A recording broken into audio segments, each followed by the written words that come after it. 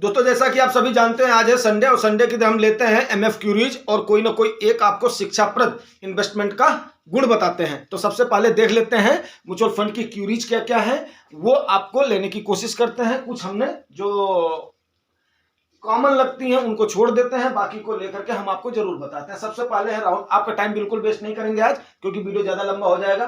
राहुल सिंह जी हैं, ठीक है ना, भोलू जी गाजीपुर से हैं, कुछ फंड सजेस्ट करें।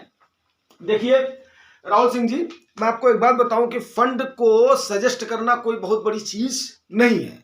और दूसरी बात आपको बता दें कि तीन ही कैटेगरी के फंड होते हैं, लार्ज कैप, मिड कैप और स्मॉल कैप।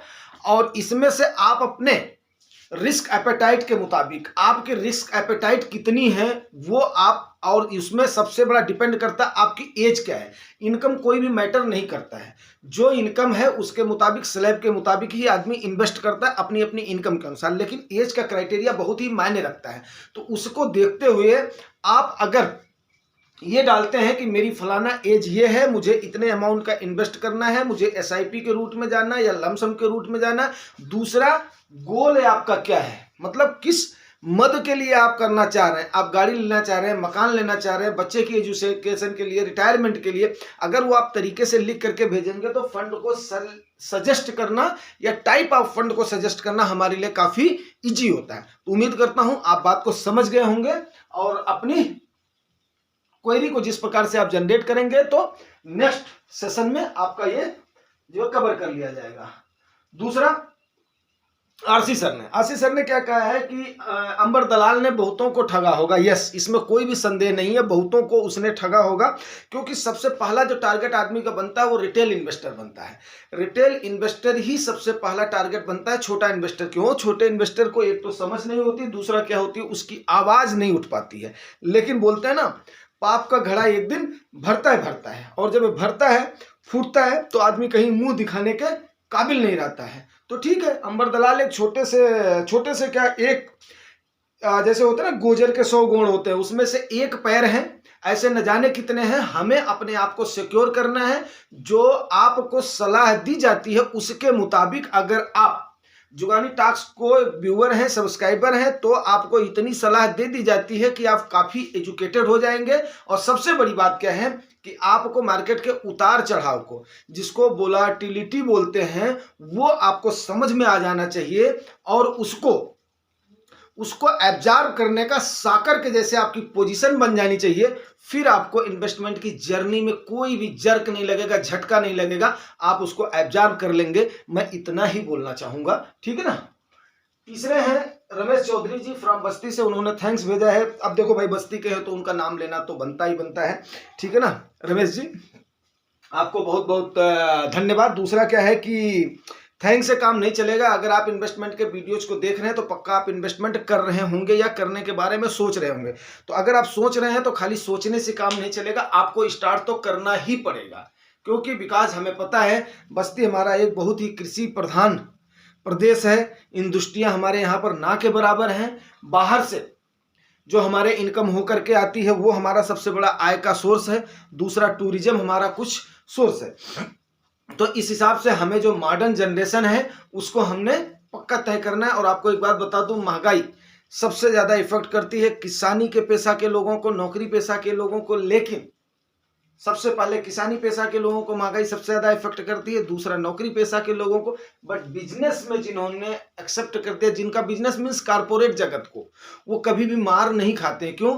क्योंकि वो अपनी लागत प्लस अपनी दिहाड़ी और प्लस उसके बाद में अपनी प्रॉफिट, ये लगा करके ही रेट को तय करते हैं। और गवर्नमेंट उस चीज को कंसीडर भी करती है, उनको उसके चांसेस भी देती हैं। बट हमारे पास वो चांसेस नहीं होते हैं। तो उम्मीद करता हूं कि आप अपनी इन्वेस्टमेंट जर्नी को आगे बढ़ाएंगे, ठीक है। आपको भी हमारी तरफ से बहुत बहुत धन्यवाद। पटेल प्रणव जी हैं, उनका भी वही थैंक्स है। एंड पटेल प्रणव जी, आपको भी बहुत बहुत धन्यवाद। लेकिन क्या है कि वही आपको इन्वेस्टमेंट की जर्नी अपनी स्टार्ट करनी है कि ताकि आप निवेशित हो सके और अपनी अमेरी की जो यात्रा आपने सोची है, चाहे आपने वीडियो को इन्वेस्टमेंट स्टार्ट करा है या अगर आप स्टार्ट करते हैं, तो वो मेरे लिए बहुत बड़ा सौभाग्य होगा। और अगर आप स्टार्ट कर रहे हैं, अगर आप कुछ भी लाभान्वित होते हैं, तो जरूर वो हमारे लिए एक गौरव का क्षण होगा, ठीक है। शिवम राय जी हैं, लमसम कितने दिनों के लिए करें, ठीक है ना। लमसम को कितने दिनों के लिए करें, ये इनका लमसम के बारे में सजेस्ट है, ठीक है ना। देखिए राय जी, मैं आपको ये बोलना चाहूंगा कि लमसम जो है ना कोई इतना पेचीदा मसला नहीं है, ठीक है ना। लेकिन अगर आप एसआईपी रूट का सहारा लेते हैं तो वो ना दी बेस्ट रहेगा। क्यों? क्योंकि वैसे म्यूचुअल फंड में रिस्क काफ़ी सारा डाइवर्सिफाई हो जाता है, मिटिगेट हो जाता है, इसमें कोई भी दो राय नहीं है, इसीलिए लमसम को। लेकिन उसको और भी कम करने के लिए एसआईपी का सहारा लिया जाता है, जिसको हम सिस्टमेटिक इन्वेस्टमेंट प्लान बोलते हैं। वो आप हर महीने की उसको आप वीकली कर सकते हो, फोर्टनाइटली कर सकते हो, मतलब 15 दिन पर कर सकते हो, मंथली कर सकते हो, क्वार्टरली कर सकते हो, जैसी आपकी क्षमता है उस हिसाब से आप कर सकते हैं।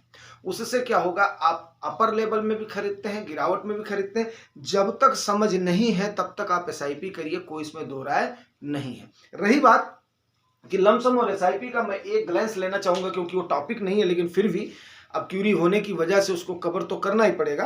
तो लमसम में क्या होता है कि जैसे मान लिया आज की डेट में आपने लमसम कर दिया, सपोज करिए 1 लाख रुपए आज की डेट में किसी भी फंड में आपने अपने रिस्क एपेटाइट को, जुगानी टॉक्स को जैसे आप देख रहे हैं तो बहुत सारी वीडियोज हैं, तो आपने भी अगर अपना गोल और ये डाला होता तो मेरे लिए ईजी हो जाता, ठीक है ना। तो जैसे आपको जो भी क्राइटेरिया बताया गया, अगर आप वीडियोज को देखेंगे तो आपको उसमें समझ में आ जाएगा।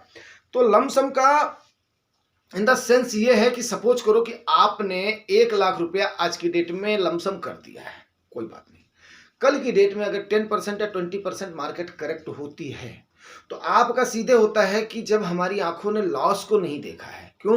क्योंकि हमारा जो खानदानी इन्वेस्टमेंट का तरीका है वो कौन सा रहा है, पोस्ट ऑफिस में जाकर के रख देना या बैंक में जाकर के रख देना, उसके बाद में उसको अज्यूम कर लेना कि इतने साल के बाद में हमें इतना रिटर्न मिलेगा।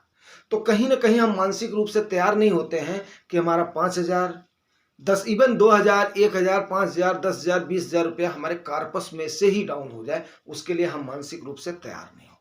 हालांकि वो जाएगा नहीं। कि मैं एक बात बता दूं कि जब तक आपने उसको रिडीम नहीं किया है तब तक आप मार्केट में नुकसान नहीं होता है। और वो पर्टिकुलर शेयर नहीं है कि वो बैठ जाएगा, कंपनी बैठ जाएगी, ठीक है ना।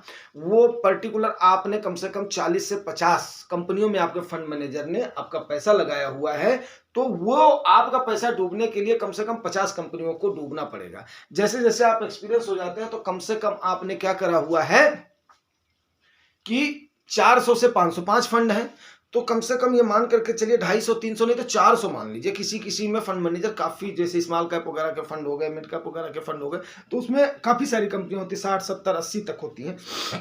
तो 400 से 500 में मान करके चलता हूँ, इतनी कंपनियों में आपका पैसा लग जाता है तकरीबन, जब आप मेच्योर इन्वेस्टर बन जाते हैं तो। क्योंकि किसी फंड में आपने लमसम कर दिया, किसी में आपने जो एसआईपी चल रही है, तो इस प्रकार से 4-5 फंड तो हो ही जाते हैं। तो वो आपके इतनी कंपनियों में पैसे लगे। अब इतनी कंपनियों को बैठने का मतलब है कि भारत सरकार ही बैठ जाएगी, ठीक है ना। तो ऐसा किसी भी कीमत पर चांस तो है ही नहीं है, पहला। दूसरा क्या है, लमसम को कितने दिनों के लिए, कितने दिनों के लिए मीन्स क्या है कि देखिए, आपको अगर 5 साल से कम का होराइजन है तो इक्विटी में पैसा नहीं डालना चाहिए मेरे हिसाब से। 5 साल के बाद में आपका क्या होगा कि आपका कंपाउंडिंग लगना शुरू होगा। 10 साल में आपका रिस्क बिल्कुल जीरो हो जाएगा। 10 साल के बाद में आपका ग्रोथ बिल्कुल एकदम मैसिव ग्रोथ दिखना शुरू होगा, ठीक है ना। थोड़ा सा डाउन होगा तो थोड़ा डाउन दिखेगा, बट जैसे अप होगा आपको काफी सारा प्रॉफिट वहां पर दिखना शुरू हो जाएगा। तो उम्मीद करता हूं कि आपको बात समझ में आ गई होगी। लेकिन अगर आप लोग डिटेल से अपनी क्यूरीज डालते हैं तो जरूर उस पर आपको सेशन किया जाएगा और बाकायदे वैल्यूएबल सजेशन आपको दिया जाएगा, ठीक है ना। अगर आपने सही तरीके से ये बता दिया कि भैया मेरे को चूज करने में, फंड चूज करने में दिक्कत आ रही, मेरी ये है, मुझे एसआईपी के इतने का करना है, लमसम इतने का करना है, किस फंड का, तो कोई उसमें गुरेज नहीं है। हो सकता है पर्टिकुलर सेक्टर के 2-2, 3-3 फंड सेलेक्ट कर दे, लेकिन मैं पर्टिकुलर किसी एक फंड को नहीं बताऊंगा। जैसे लार्ज कैप को मैं मिनिमम कम से कम 3 फंड बताऊंगा, वो भी 3 एमसी के बताऊंगा, उसमें से 1, 2, 3 करके भी बता दूंगा। इस टाइप से मिड कैप के 2-3 फंड बताऊंगा, उसके बताऊंगा। क्यों? क्योंकि मैं 1 पैसे का भी, कोई भी इस इतनी सी भी उंगली उठे, बाल बराबर भी उंगली उठे, तो वो मैं नहीं चाहता हूं। बिकॉज आप लोगों को पता है मैं बस्ती का हूं, अयोध्या के पास रहने वाला हूं, ठीक है ना। तो और बस्ती की मैं खासियत आपको बताऊं कि एक तरफ सिद्धार्थनगर पड़ जाता है, ठीक है ना, जो कि बौद्ध धर्म के अनुयायी हैं।